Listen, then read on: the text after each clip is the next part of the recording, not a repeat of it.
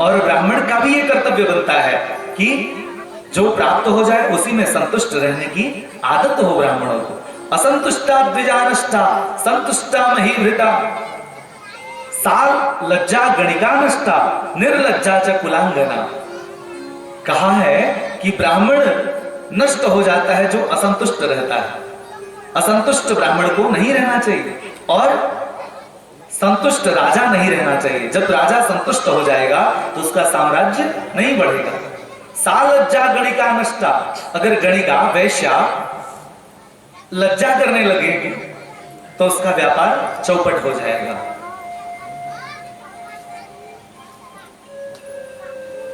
और निर्लज्जा च कुलांगना, अगर कुलीन स्त्रियां घर की बहू बेटियां निर्लज्ज हो जाएं, रोज बाजार घूमने की आदत हो जाए, तो ये मान लो कि वो कुल नष्ट हो जाता है।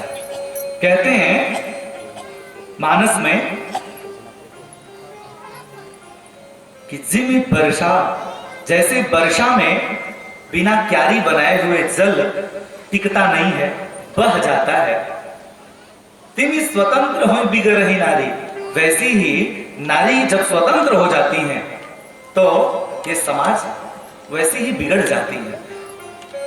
विद्या बनिता बन लता, विद्या बनिता बन लता, इन देखहि कुल जाति, जा इनके निकट बसे ताके ई लपटात। अर्थ बड़ी सामान्य है, समझ लेंगे। विद्या बनिता स्त्री और बन लता, ये कुल और जाति नहीं देखती, ये जो इनके करीब रहता है उसी में लिपटती है, क्योंकि इनकी आदत होती है अवलंब लेने की। विद्या अगर किताब में रहेगी तो किसी काम की नहीं है, लेकिन अगर विद्वानों का अवलंब लेगी तो वही विद्या समाज में प्रकाश फैलाएगी, है? तो ये नहीं देखती विद्या कि किस कुल के हो, किस जाति के हो, किस धर्म के हो। जो विद्या को पढ़ता है उसको विद्या मैया आती है? वैसे ही बन लता, वन में जो लताएं होती हैं या घर में भी जो लता हम लोग लगाते हैं, कोंडा लौआ लौकी आदि जो भी, तो उनको भी तो एक अवलंब की जरूरत पड़ती है। बांस गाड़ दिया जाए तो बांस में ही लिपट जाती हैं, बबूल गाड़ दिया जाए तो बबूल में ही लिपट जाती हैं, चंदन का वृक्ष अगर गाड़ दिया जाए तो उसी में लिपट जाएंगे। वो ये नहीं देखती कि ये कांटेदार वृक्ष है, कि ये फलदार वृक्ष है, कि ये चंदन है, कि कुछ क्या है? वैसे ही स्त्रियां भी, स्त्रियों का स्वभाव होता है कि जो पुरुष उनके करीब आता है उनका अवलंब ये धारण कर लेती हैं, ये देखती नहीं है, ये स्वभाव में होता है। इसीलिए पहले के जो पुरुष हुआ करते थे, पहले के ऋषि महर्षि जो लोग हुआ करते थे, वो स्त्रियों को नौकरी नहीं कराते थे। क्यों नहीं कराते थे? इसलिए नहीं कराते थे कि शुरू में तो ऐसा लगता है कि बहुत पैसे मिल जाएंगे, हमारे घर की बहू की नौकरी लग जाएगी, कन्या की नौकरी लग जाएगी, तो लेकिन वो कन्या जब घर के बाहर निकलती है, वो बहू जब घर के बाहर निकलती है और अनेक पुरुषों के संपर्क में आती है, तब उनके सील भी सुरक्षित नहीं रहते। प्रायः कोई विशेष अगर पतिव्रता हो, कोई विशेष अगर हो, उन माताओं को भी प्रणाम है। इसमें किसी माता का, किसी स्त्री का विरोध नहीं है। समाज सुरक्षित रहे इसकी बात कही जा रही है। तो प्रायः शील सुरक्षित नहीं रहता। समाज में इतनी विकृति फैल रही है, इसका कारण एक ये भी है। तुम स्वतंत्र हो बिगड़ रही नारी, ये मैं अपने मन से नहीं बल्कि बाबा तुलसीदास जी के सिद्धांत को बता रहा हूं। और एक बार ऐसे ही कथा चल रही थी तो कुछ माताओं ने आकर प्रश्न किया हमसे कि पंडित जी, आप केवल जब देखो तब स्त्रियों की ही बात करते हो कि स्त्रियों को घर में रखना चाहिए, बाहर नहीं जाना चाहिए, ऐसे ऐसे, तो ऐसा कोई दुश्मनी है क्या? हम लोगों को स्वतंत्र रहने का अधिकार नहीं है क्या? मैंने कहा भैया माताओं, ये एक प्रश्न का उत्तर हमें दे दो। कहा क्या?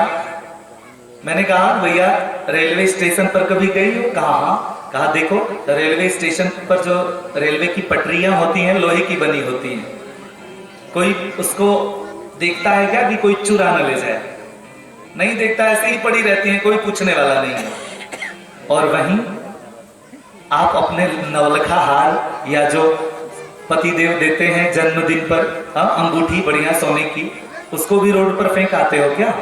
उसको तो अपने अलमारी में, वह भी अपने बेडरूम वाले अलमारी में, वह भी अलमारी के अंदर भी जो एक छोटा सा स्थान रहता है उसमें, और उसमें भी चाबी लगा कर रखती हो। क्यों रखती हो? मैया ने कहा अरे वो तो बहुमूल्य वस्तु है इसलिए हम रखते हैं। कहा बस यही उत्तर है। जो पुरुष लोग हैं ना, वो रेलवे की पटरी के लोहे के समान है, उनको कोई पूछने वाला नहीं है। लेकिन हमारे यहाँ सनातन धर्म में स्त्रियों को लक्ष्मी कहा गया है, स्त्रियों को रत्न कहा गया है, कन्याओं को रत्न कहा गया है, और रत्नों को हम लोग रोड पर नहीं फेंकते, उसका सम्मान करते हैं। तो जिसका हम सम्मान करते हैं उसको सुरक्षित रखते हैं, उसकी मर्यादा का भी पालन करने की जिम्मेदारी हम पुरुषों की है, हम हमारे समाज की है ना? तो आप लोग सुरक्षित रहेंगे तब भारत एक स्वस्थ भारत का निर्माण होगा, एक धर्मयुक्त भारत का निर्माण होगा। जब धर्मयुक्त भारत का निर्माण होगा तब हमारा देश पुनः विश्व गुरु बनेगा, है? तो श्रेष्ठ भारत का निर्माण तभी होगा जब हमारे देश की माताएं श्रेष्ठ बनेंगी, चरित्रवान बनेंगी। इसलिए उनकी चरित्र की रक्षा हो, उनके सम्मान का रक्षा हो, इसलिए ये ऋषियों ने नियम बनाया है। पहले तो लगता है कि हमारे घर की स्त्रियां पैसे कमा रही हैं, ले आ रही हैं, लेकिन जिन घरों की स्त्रियों को आप नौकरी करते हुए देखो तो प्रायः, मैं सबकी बात नहीं कर रहा हूं, लेकिन प्रायः ऐसा देखने को मिलेगा कि उनके बच्चों को अच्छे संस्कार नहीं मिल पाते, क्योंकि मैया ही संस्कार देती है, मैया बेचारी ड्यूटी करती है, तो कैसे अपने बच्चों का ध्यान रख पाएगी? समय ही नहीं है।